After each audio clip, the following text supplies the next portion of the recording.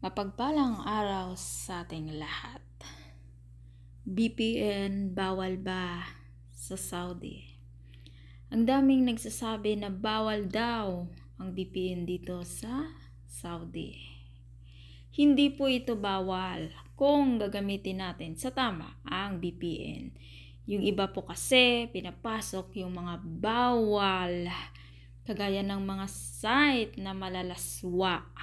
Pag yun po ang dahilan kung bakit may VPN ka, bawal po talaga yan. Kaya kung ikaw ay gumagamit ng VPN, gamitin po natin sa tama ang VPN para maiwasan ang problema. Yung iba takot na gumamit ng VPN sa mga naririnig nila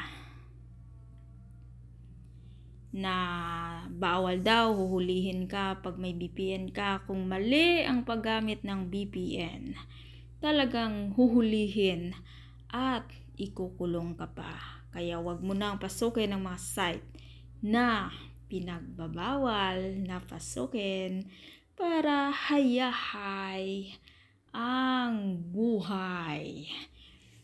At sa hindi pa nakasubscribe ng aking channel, please do subscribe my channel, Ivy's Velasco. At mapagpalang araw po sa atin lahat.